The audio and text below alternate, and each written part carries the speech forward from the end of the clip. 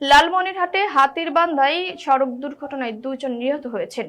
প্রত্যক্ষদর্শী ও পুলিশ সূত্রে জানা যায়, রবিবার বিকেলে নীলফামারী থেকে মোটরসাইকেল যোগে দোয়ানী ব্যারেজ হয়ে বড়খাতা যাওয়ার সময় সানিয়াজান ইউনিয়নের মোকাদ্দাসনগর এলাকায় মোটরসাইকেল গিয়ে বৈদ্যুতিক পিলারে ধাক্কা দিলে এই দুর্ঘটনা ঘটে। এ সময় দুজন নিহত ও একজন আহত হয়।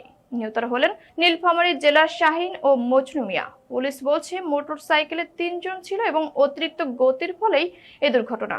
পরে হাতিবান্ধা ফায়ার সার্ভিস ও হাইওয়ে থানা পুলিশ উপস্থিত হয়ে ঘটনাস্থল থেকে নিহতদের উদ্ধার করে হাতিবান্ধা মেডিকেলে প্রেরণ করেন। শাহিন এবং মৃত সবুজ এবং ফাহিম এরা 3 জন মিলে দোয়ানির মধ্যে থেকে এক মোটরসাইকেলে 3 জন আসছিলেন। অপর দিক থেকে আনোয়ার বেকার নামের একজন লোক, উনি অপর দিকে বৃদ্ধ মানুষ, উনি একটা তার ভাঙা মোটরসাইকেল থেকে অপর দিক থেকে আসতেছিলেন। তখন এনারা এই ঘটনাস্থলে উপস্থিত হয়। তখন আনোয়ার তার বাম সাইডে থাকলে এরা ডাইন সাইডে হঠাৎ গতি ছিল, হঠাৎ লাগানোর চেষ্টা করে বাম পাশে তারা স্লিপ করে যা দেয়ালের মধ্যে বাড়ি খায়, পুলের মধ্যে বাড়ি খায়।